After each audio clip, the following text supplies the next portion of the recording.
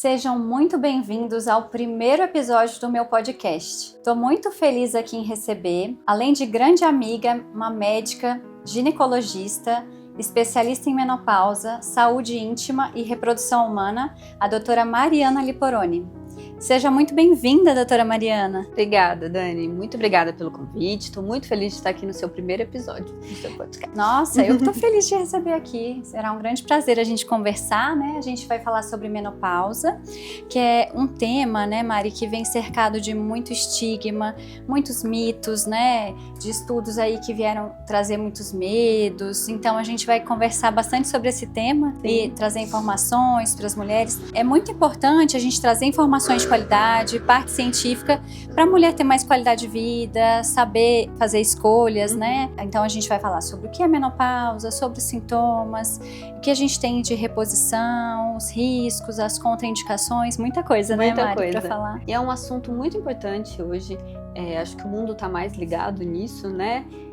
Porque se a gente pensar que a mulher tem uma expectativa de vida muito mais alta, né, do que antes, ela vive mais ou menos 1/3 na menopausa. Então a gente precisa trazer informação e consciência para ter uma boa qualidade de vida e uma boa saúde também. Com certeza, nossa, isso é muito importante mesmo. E Mari, muitas pessoas têm dúvidas ainda, né, com relação ao que é menopausa. Traz pra gente aí o que é a definição científica aí de menopausa. Menopausa é a última menstruação da mulher. Então, que a gente faz um diagnóstico mais retrospectivo. Eu gosto de explicar assim para as minhas pacientes. A partir dos 40 anos, ela entra aí no período do climatério e a menopausa é como se fosse um evento dentro do climatério. Então, é quando ela fica 1 ano, 12 meses sem menstruar e depois não menstrua mais, né? Então é uma data, como se fosse uma data específica. Sim. Da última menstruação. Isso mesmo. E aí a gente tem, então, alguns tipos, né, de menopausa. A menopausa natural, que é aquela mulher que entra na menopausa naturalmente, e a menopausa induzida, alguma coisa que levou a mulher até a menopausa, por exemplo, retirada dos ovários, né, quimioterapia, uma radioterapia. Isso. A menopausa natural é quando o ovário vai parando aos poucos mesmo de produzir hormônio, né? E aí mais ou menos cada mulher entra com uma idade, mas em média 50 anos.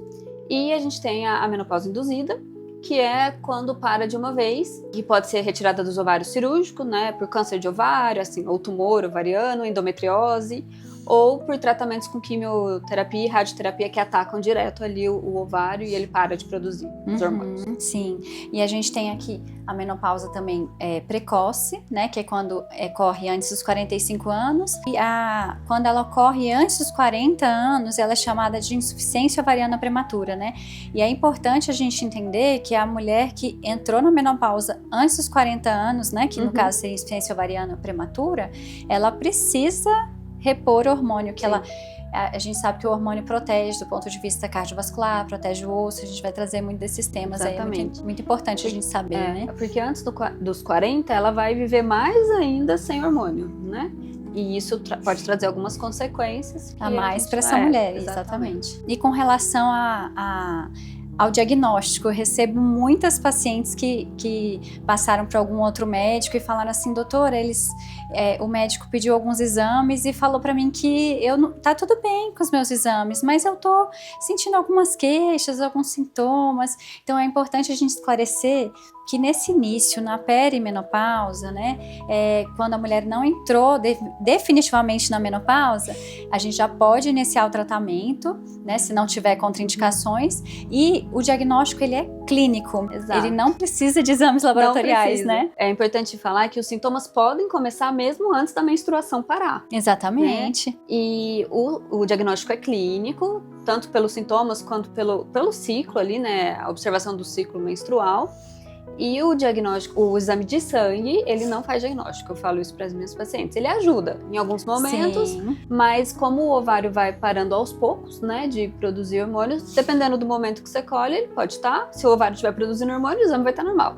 Se ele no outro mês não produzir, o exame vai estar alterado. Aí no outro mês vai estar normal de novo. Então e ela fica confusa, né? Fica confuso, Eu falo, não sei o que tá... Mas é normal, essa fase vai oscilar mesmo, Exato, né? Em alguns casos ele pode ajudar. Por exemplo, a mulher que entrou antes dos 40, a gente precisa às vezes fazer outros diagnósticos diferenciais. Realmente vai ajudar. A mulher que não menstrua porque ela fez uma esterectomia. Exato. Então aí pode auxiliar também, né? Porque a gente não vai ter a menstruação pra gente ver. Exato. Mas não é obrigatório a gente ter o exame alterado, né? Não é obrigatório ficar dosando o exame para fazer diagnóstico. Exatamente. E aí tem algumas coisas que podem acelerar, né, a menopausa, né, como essas que a gente conversou, radioterapia, quimioterapia, doenças autoimunes, também retirada dos ovários, mas o tabagismo também, né, os hábitos ruins de vida, né, podem acelerar essa menopausa, né? Exato. Não tem como a gente prevenir, mas algumas coisas podem antecipar a menopausa. Cigarro, álcool em excesso, estilo de vida. Exatamente, muito bom. E muitas pessoas falam só dos fogachos, né, Mari? E assim, os fogachos, que são aqueles calorões, aquelas ondas de calor, são muito conhecidos, né? Acho que quase toda mulher sabe, né? O calorão é da menopausa. Então, às vezes eu chego no meu consultório, a paciente, e eu vou perguntar se tá com alguma queixa da menopausa. Não, doutora, eu não tô com queixa nenhuma, porque eu não tô sentindo calorão. E não é só o calorão, né? Pode estar presente, mas assim, a gente tem mais 70 sintomas descritos com relação a sintomas de menopausa. Então, são muitos sintomas, né, Mari? Às vezes a paciente não tá mesmo com os calorões, né, que é mais clássico, né, que a gente conhece mais, mas ela chega falando, nossa, mas eu tô com uma TPM, não aguento ver meu marido. O marido fala que eu tô brava, eu não consigo dormir, meu sono tá ruim, não tenho desejo sexual. Então, tudo isso também é sintoma desse período. Exatamente. Né? Que a gente precisa fazer uma anamnese legal, colher uma história legal da paciente para ver se a gente tem outros sintomas. E alguns sintomas são mais atípicos, né? Então, por exemplo, dor no corpo, dor muscular. É muito comum a paciente entrar na menopausa e começar a sentir mais dor no corpo, mais cansaço. Então, e achar que é porque tá ficando velho, tá trabalhando demais. Exatamente, o estresse, né? Porque assim, a gente tem receptores de estrogênio no corpo inteiro, né, Mari? Na articulação, igual você falou, nos músculos, a gente tem nos vasos, no cérebro. Eu já atendi paciente que tem história de enxaqueca, né, comum, mas que entrou no período da menopausa e teve piora. Associado, exatamente, tem essa associação mesmo de piora. E aí eu fico imaginando ali a mulher que tá ali no auge da carreira, né? Tá ali em torno, né, dos 50 anos, aí de repente vai para uma reunião e aí começa a ter aquele calorão. Chega na cozinha, não lembra o que foi fazer.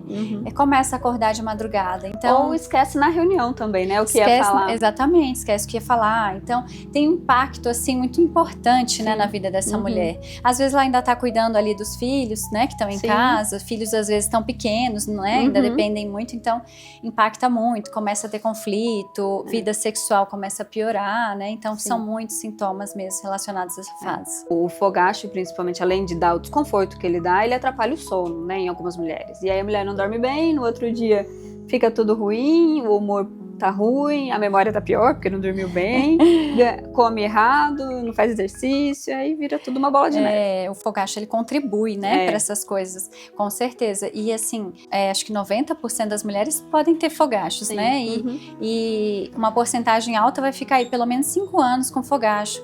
Tem mulheres, tem estudos mostrando que cerca de 28% das mulheres vão ficar até mais 70 anos. Você imagina conviver com esses calorões assim tanto tempo, né? Impacta muito a vida da mulher mesmo. Com certeza. E uma coisa interessante, quando a menopausa é induzida por quimioterapia ou por cirurgia, os sintomas tendem a ser mais abruptos. Sim, né? Piores, mais intensos, né? Exatamente. Mais intensos. Então, e os fogachos, uma coisa muito interessante, assim, que muitas pessoas acham que é só impactar na qualidade de vida, né? Mas tem estudos mostrando que quanto maior a intensidade do fogacho, maior o risco cardiovascular essa mulher vai ter. E também pode aumentar o risco de pior densidade mineral óssea. Que é isso, né? Como a gente tem receptores de estrogênio no osso e o estrogênio ele protege o osso para deixar o osso mais forte, com a menopausa esse osso vai tender a ficar mais fraco, né? E quanto maior o fogacho também está relacionado a pior massa óssea, né? O osso poder ter mais chance de estar mais fraco, né? Osteopenia, osteoporose. E a gente tem alguns fatores de risco para ter mais fogacho. Então, sedentarismo, IMC elevado. Então, por isso que eu foco muito para as pacientes ajudar na perda de peso, né? Se movimentar, exercício físico ajuda a melhorar fogacho. Uma coisa que é interessante de falar, o fogacho, ele às vezes acontece muitas vezes à noite, então ele atrapalha o sono da mulher, né? E isso, no outro dia, a mulher tende a comer mais, não tem? Sim, com certeza, nossa. E alimentos gordurosos. Exatamente. O que acontece? Quando a gente dorme mal, né, a gente vai ter no outro dia um aumento dos hormônios da fome e uma redução dos hormônios da saciedade. E tendência a querer alimentos mais calóricos, então mais gordurosos, mais gostosos. E isso impacta totalmente no ganho de peso, né? Que na menopausa também a gente tem uma redistribuição de gordura corporal de forma diferente, né? Sim. Eu recebo muita paciente falando que ganhou muito peso, principalmente em região abdominal, e que não consegue mais perder igual ela perdia. Exatamente. Então, o que acontece na menopausa? Acontece de uma forma gradual ali, né, com o avançar da alteração hormonal, uma redução do gasto energético, ou seja, o metabolismo ele diminui. A mulher ela tende a ter mesmo mais acúmulo nessa região abdominal, pelo desbalanço hormonal, né, que acontece. Ela tende a perder, a gente tende a perder com a idade músculo, então vai perdendo massa muscular, isso tende a diminuir mais o metabolismo, então ela vai ter maior facilidade em ganhar peso, né? Que é uma queixa muito comum, né? Sim, no consultório. muito comum. E a perda do músculo piora o osso também, né? A proteção piora o do osso, exatamente. Então tá tudo interligado, Tá tudo interligado, exatamente. E aí, o fogacho, né? E a questão né, do peso, mas voltando ao fogacho, ele não é só ele que impacta o sono ele é impactado também pela falta de estrogênio, né? Então, a falta ali do estrogênio, ela já vai impactar o sono vai ficar de pior qualidade, a mulher tende a acordar mais.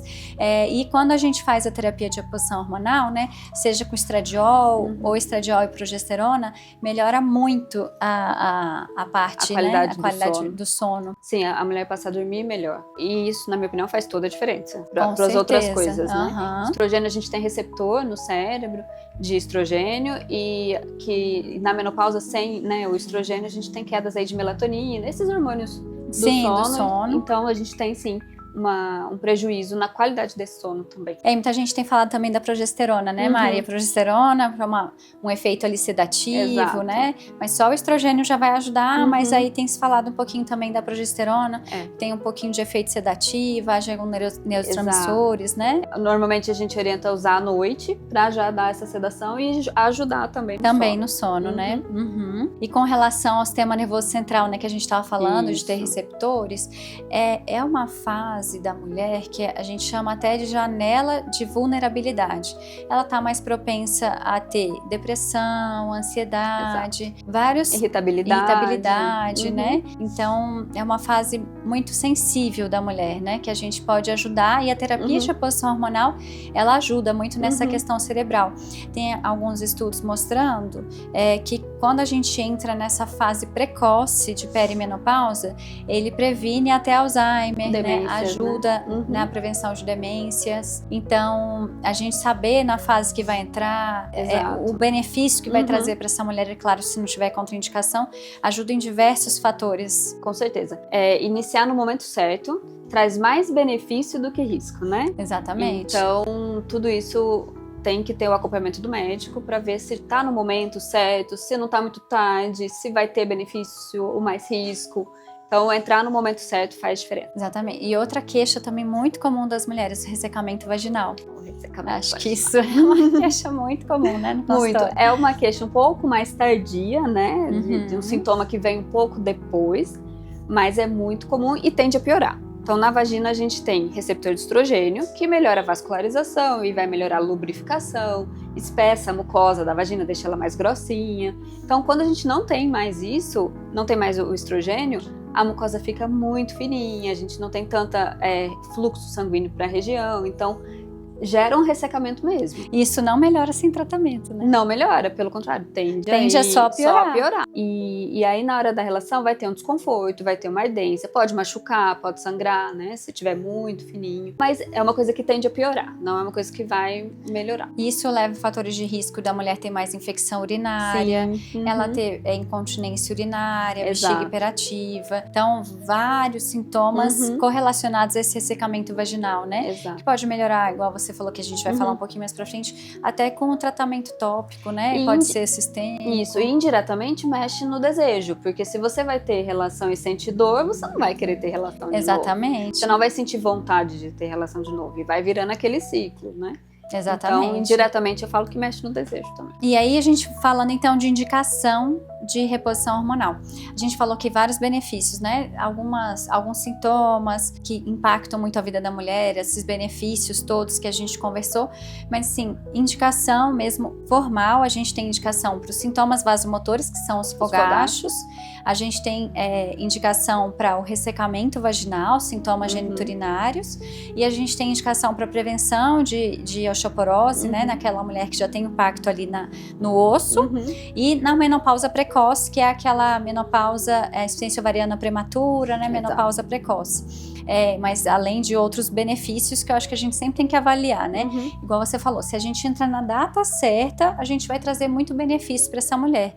E explica pra gente, Mari, o que é essa janela, né, de oportunidade? Qual que seria a data melhor pra gente entrar? É aquele período que a gente fala, que é até 10 anos depois da menopausa, ou antes dos 60 anos, né? Exatamente. Então é esse período que a gente vai ter mais benefício do que risco. Idealmente seriam 5 anos, mas até 10 anos e antes de 60. Então, quando vem, não é que seja... Não posso entrar, né, depois de 60 ou depois de 10 anos. Mas a gente, o que acontece? Se a mulher ela já tem instalado ali alguma doença cardiovascular, porque o estrogênio, ele protege do ponto de vista cardiovascular. Então, se ela ficou muito tempo exposta sem o estrogênio, ela tende a ter mais acometimento de aterosclerose, que são plaquinhas de gordura nas artérias.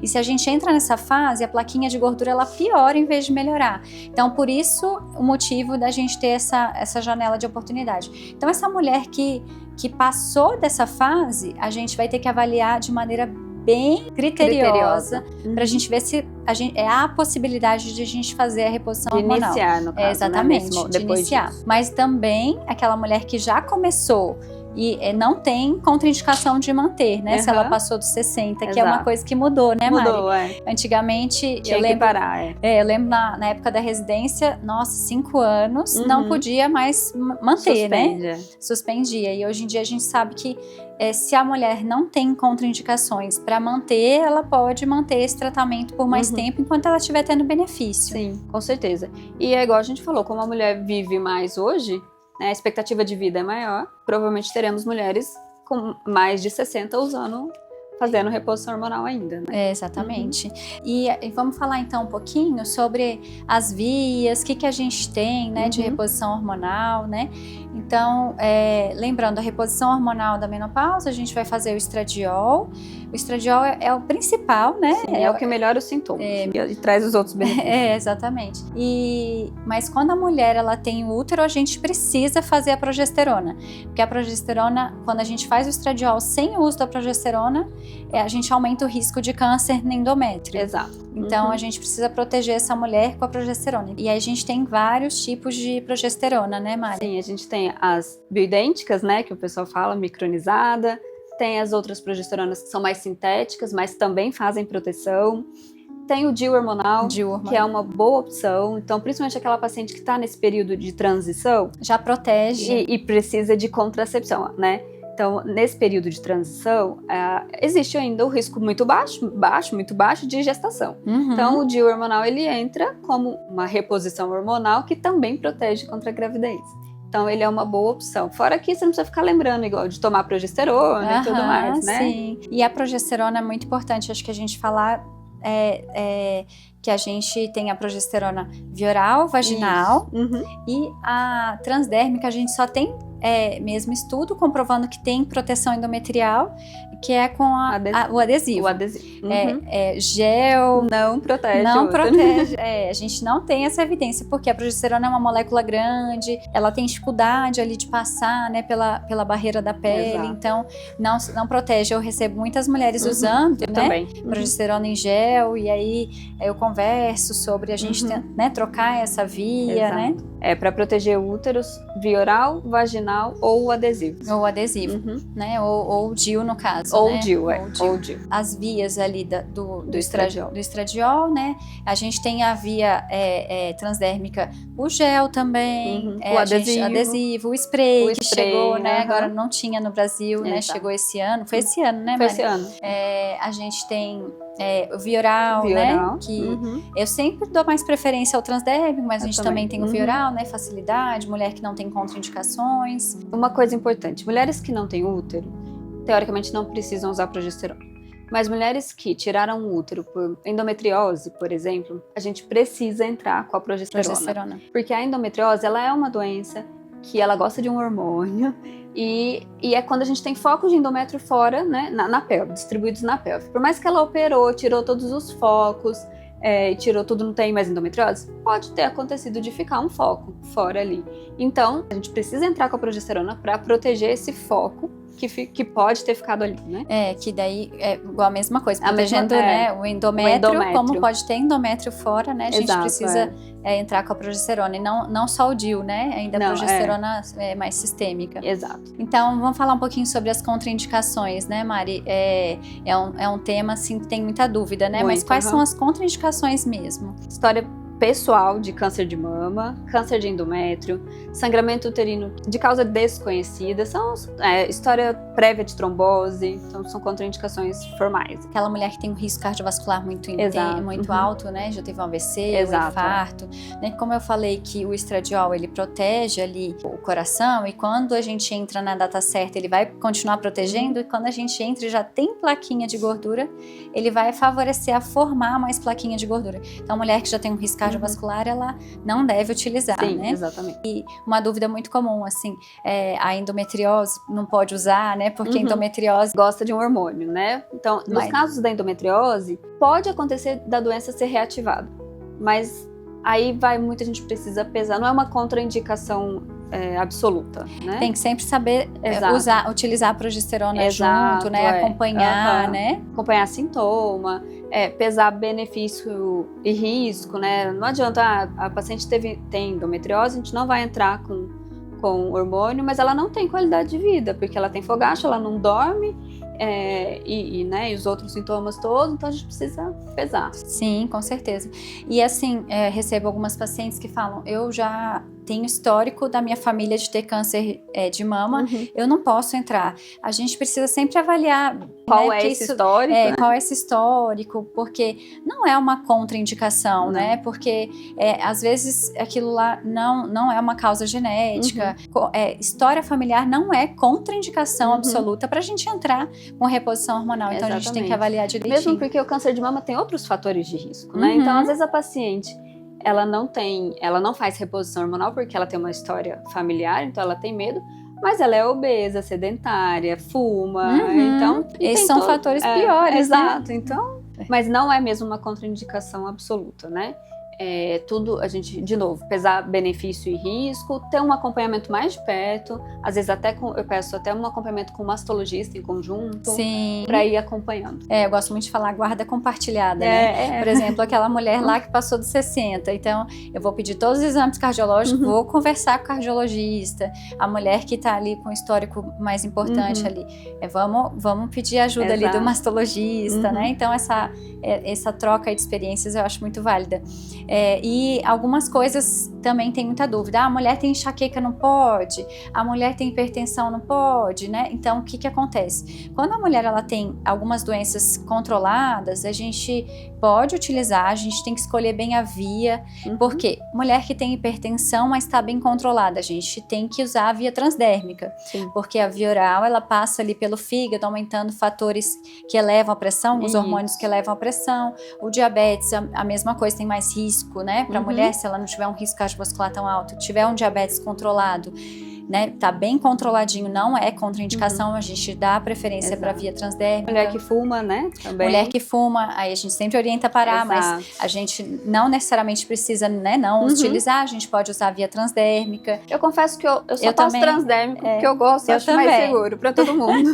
Eu também prefiro, sempre converso sobre isso. Algumas pacientes, a não ser que seja mesmo preferência mesmo da paciente, mas eu prefiro sempre a via transdérmica para todas as pacientes. Mulher que tem às vezes uma pedra na vesícula. Doutora, eu ouvi falar que o hormônio piora a pedra na vesícula. Na verdade, a via oral, ela tá mais relacionada à pedra na vesícula, mas não a via transdérmica. Então, não é uma contraindicação a utilizar. O triglicerídeo alto também, a gente dá preferência para via transdérmica. Então, várias coisas a gente precisa avaliar, né, que não são contraindicações, mas que a gente precisa ver o melhor jeito, né, de repor, né, esse hormônio. Exatamente. A gente falou então um pouquinho da reposição hormonal, né, de estradiol, da progesterona, mas tem também as mulheres que ou não podem, têm essas contraindicações, ou não querem, né, por algum motivo. A gente também tem alguns tratamentos, por exemplo, para fogacho, que a gente tem antidepressivos, que a gente pode utilizar, alguns outros medicamentos. Alguns antidepressivos, alguns ansiolíticos podem ajudar a melhorar. Um pouco, né? Mas é mais o fogacho. É mais. Os Estados Unidos lançaram 2 drogas novas que atuam diretamente lá no hipotálamo, que é onde a gente tem o centro de temperatura, né? De regulação da temperatura. Então eles vão lá e atuam e teve bons resultados para melhorar fogacho. Então, mulher que não pode usar hormônio, essa aí é uma promessa que tá vindo aí, não sei quando vai chegar aqui. Mas já pode, de boa ajuda, né? Sim. Agora, para os outros sintomas, na verdade, não é só quando não pode usar, né? É para todo momento. Então, uma dieta mais anti-inflamatória. Exatamente. Evitar obesidade, sobrepeso, atividade física. Tabagismo, né? Então, exercício físico, né? Tudo isso ajuda muito. Tem umas técnicas de terapia comportamental que podem ajudar, yoga, meditação, tudo isso. Sim, com certeza. Ajuda. Melhorar, né, os hábitos de vida, trabalhar a redução do peso, né? Então, muitas coisas aí que dá pra gente também não associar a reposição hormonal ou, né, em conjunto, também ajudar essas mulheres que não podem fazer a reposição hormonal ou não querem. E a gente não pode esquecer ainda da região vaginal. Vou puxar aqui. O que a gente tem para a região vaginal? A terapia sistêmica, né, que a gente faz transdérmica ou via oral com estradiol e progesterona já podem ajudar um pouco no ressecamento. Mas a gente tem ainda as pomadas, né, que tem hormônio diretamente, então aí é só com estradiol mesmo, vai lá diretamente local, aí tem que usar todo dia, né? Para quem não pode usar hormônio de jeito nenhum, a gente tem os hidratantes vaginais, que não tem hormônio, ácido hialurônico, essas outras coisas, e o laser vaginal, que hoje é uma novidade aí, né? Não tão mais novidade, mas que ajuda, age, né? A gente faz algumas sessões na vagina e age diretamente lá na mucosa, estimulando o colágeno, melhora o fluxo sanguíneo, então vai melhorar a lubrificação, melhora a flacidez, melhora a incontinência urinária do início, quem já teve, então ele traz aí um benefício para várias coisas, não só para o ressecamento. E tem várias maneiras, né? Tem comprimido, que é mais tranquilo, né? Então, esse tratamento local aí. E para as mulheres que têm contraindicação, a maioria das vezes a gente pode fazer. E pode fazer por longos períodos, né? Claro que tem uma mulher que teve câncer de mama, a gente precisa conversar, né? Discutir o caso, mas até mulheres hoje em dia que tiveram câncer, se a gente discutir, às vezes a gente também consegue utilizar, né? A via hormonal local, né? Só o ressecamento. Então, assim, acho que a gente trouxe várias informações importantes, né? Que essa fase, quanto mais informações a mulher tiver, ela vai conseguir ter melhores escolhas, poder passar por essa fase de uma maneira mais tranquila, né? Então, acho que quem conhece uma mulher ou é mulher, ela vai precisar desse conteúdo, né? Exato. Então, a gente acho que a doutora falou sobre tudo, né? Sim. Mas vamos ter mais episódios. Com certeza. Tem muita coisa para falar. É muita coisa. Cada dia sai uma coisa nova sobre isso. Então, eu acho que as mulheres precisam mesmo se informar, buscar ajuda, buscar informação. Tá com dúvida, procura um ginecologista, um endocrinologista. O que eu tô sentindo é da menopausa? Uhum. A gente posso usar hormônio? Como é que eu melhoro Qual tudo isso, que né? é o melhor tratamento para Exato. paciente, né? Igual a gente conversou aqui, algumas contraindicações, algumas coisas que não são contraindicações mesmo, a gente precisa ver a melhor maneira de repor, Exato. né? Mari, muito obrigada Eu que agradeço, por ter aceitado meu convite. Meu primeiro episódio, né? Foi uma delícia, adorei a conversa. Também adorei, foi uma conversa muito tranquila, muito leve, e muito né? importante também, muito importante. A gente espera ter colaborado, né, para tirar muita dúvida, muito estigma, né, mitos cercados nesse tema, né, menopausa. E aí, nos próximos episódios eu pretendo trazer muitas informações importantes da área da endocrinologia.